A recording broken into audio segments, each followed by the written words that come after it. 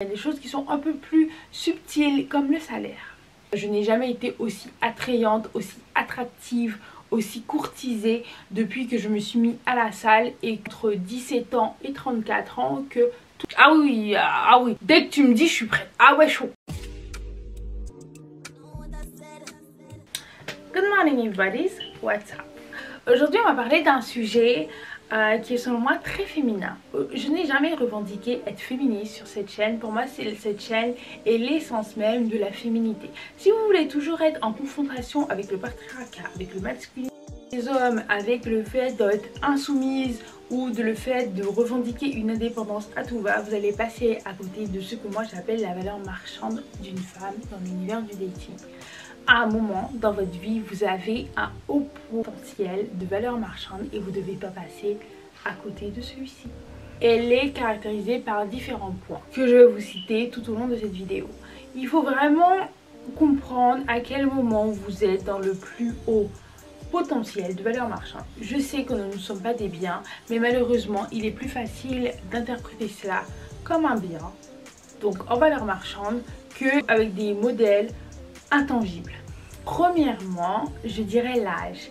Il y a un moment où la femme est à son haut potentiel. Le haut potentiel d'une femme n'est pas général, selon moi. Ce n'est pas une norme. Après, il est vrai qu'à partir de 40 ans, oui, votre potentiel il va diminuer. À part si vous êtes une star comme J.Lo, comme Shakira, comme Beyoncé. Mais à part quelques petites exceptions, votre âge est super déterminant. Pourquoi je dis que ce n'est pas une norme et que pour toutes les femmes, ce n'est pas exactement le même âge? Je pense que vous avez toutes connu la star du lycée qui était hyper canon, hyper belle, hyper sensuelle. Elle attirait comme un aimant tous les hommes qui, quelques années plus tard, ne ressemblaient plus à rien.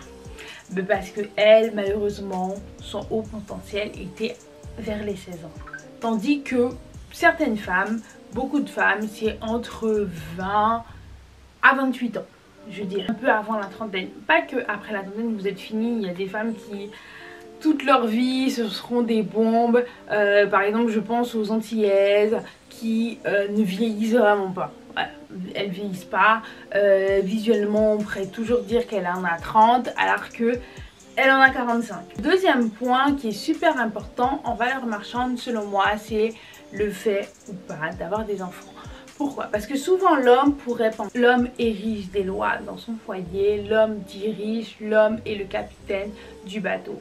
Donc si dans ce bateau il y a des enfants, même si vous ne lui demandez pas de devenir un beau-père par substitution, souvent il est vrai qu'il aura des règles et des consignes à donner à un enfant qui n'est pas le sien. Ce qui peut être dérangeant pour certains et donc votre valeur marchande pourrait partir. Surtout si vous avez des enfants en bas âge. Après, moi là je parle à des jeunes femmes.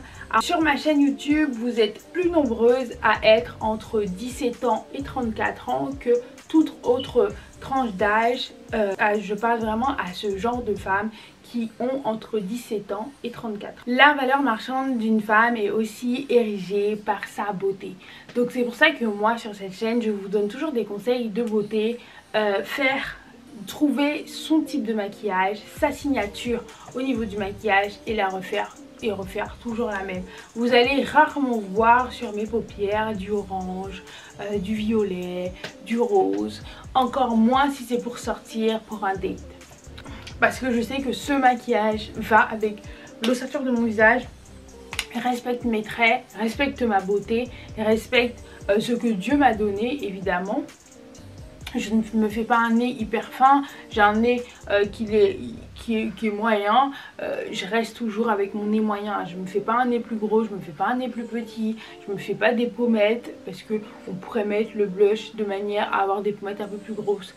Je ne réduis pas mon front, voilà, je respecte réellement ce que Dieu m'a donné parce que selon moi, mon visage est plus ou moins passable. Donc je le garde tel quel. Donc moi je vais vous dire de respecter toujours la beauté structurale de votre visage, de le mettre en avant bien évidemment avec le maquillage.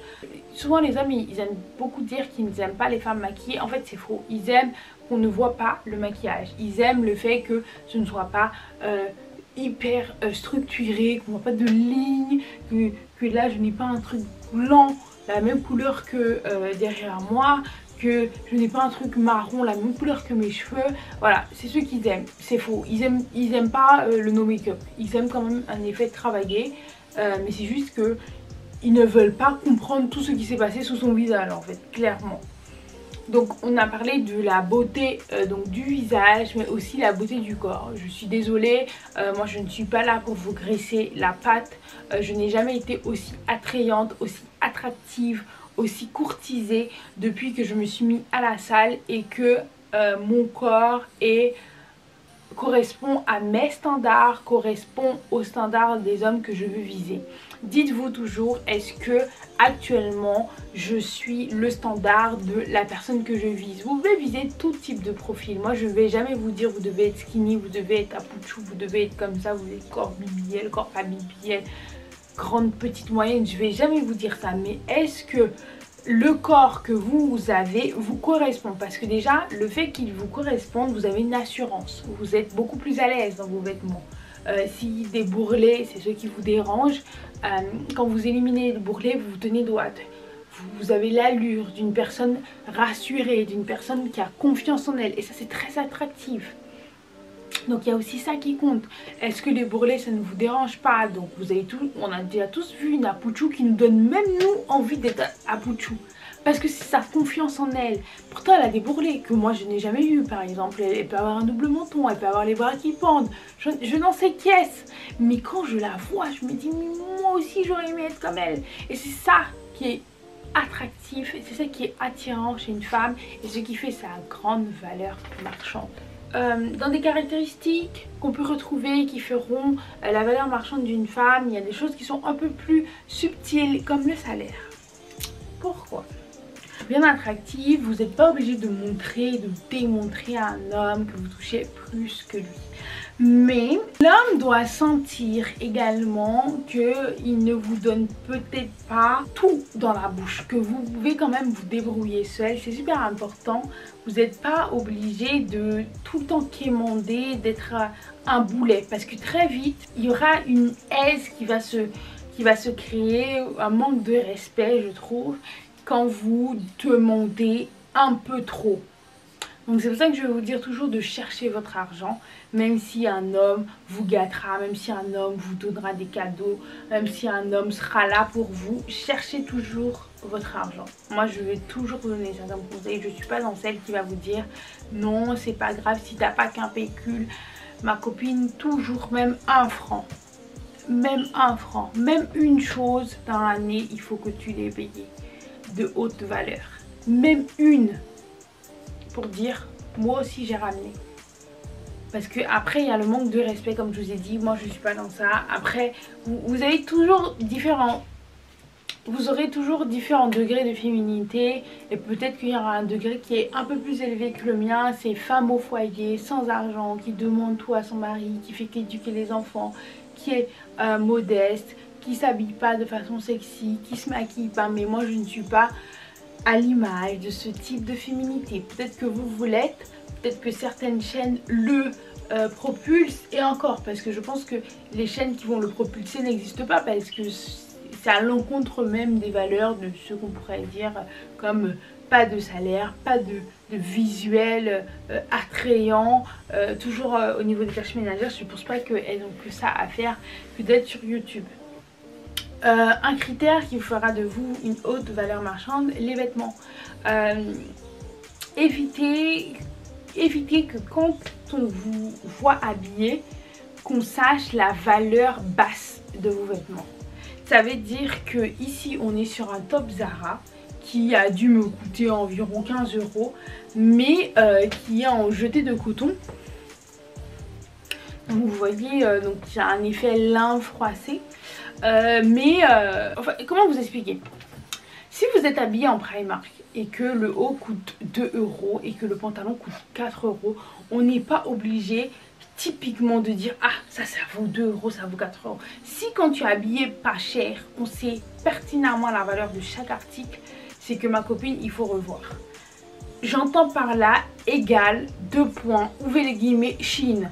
Les filles qui ont toujours les mêmes robes transparentes, les mêmes robes qui font des plis, les mêmes robes en tissu lugubre, les mêmes robes en tissu maillot de bain, les mêmes robes que toutes les autres copines. On sait que la robe elle coûte 8,99 € sur Shein. Et à cause de ça, tu passes à côté de ton haut potentiel, de ta haute valeur marchande. La plupart des hommes le savent. Ça veut dire que toi, on te donne 30 €, tu es habillé de la tête aux pieds, tu vaux rien. Désolée de le dire, c'est ça que pense un homme. Je vous dis pas de la tête aux pieds d'avoir que des objets de valeur, mais soyez stratégiques. Il y a certains points, il y a certains pôles au niveau des vêtements qui permettent des stratégies. Par exemple, vous pouvez être habillé modestement, mais votre ceinture sera de marque. Ça peut être Versace Jean à 25 €, ça peut être une ceinture Guess, pas très chère, ça peut être une Ralph Lauren aussi pas très chère, il y en a à peu près 50 €, 30 €. Voilà, mais il y a certains points comme les chaussures, le sac ou la ceinture où vous devez vous permettre de mettre un peu plus de budget pour rehausser la tenue, pour qu'on voit pas que ça fasse cheap. Et si vous le pouvez, il est mieux d'aller avec des marques un peu plus couture, un peu plus budget, un peu plus COS, Sandro, Maje, Zara et moins Primark, Shein. Voilà, je pense que vous avez compris. Comment aussi on acquiert une meilleure valeur marchande? C'est par le travail. Une femme qui n'a pas de travail, une femme qui est au chômage depuis des années, une femme qui ne fait rien de ses journées, une femme qui n'entreprend pas, une femme qui n'a pas d'ambition aura toujours une valeur marchande abaissée, parce que un homme qui est dans son énergie alpha, un homme qui est en pleine énergie masculine voudra une femme ambitieuse, voudra une femme qui se donne les moyens, voudra une femme qui se surpasse, voudra une femme aussi battante que lui, même si elle reste toujours dans son énergie féminine. C'est super important pour lui parce que ça permet de parler avec quelqu'un qui a un plus grand, de plus grande volonté, en fait une énergie similaire aux siennes, qui va comprendre par exemple que ben, ce soir je rentre un peu plus tard, que je suis fatiguée parce que j'ai une journée harassante, qui pourra utiliser des mots comme ceux que je viens d'utiliser et pas wesh ma gueule, c'était chaud, ah ouais chaud, voilà. Pas quelqu'un comme ça, quelqu'un qui aura des projets, quelqu'un qui voudra se dépasser, quelqu'un qui aura la niaque de vivre et de créer des projets, de se surpasser pour les réussir en fait.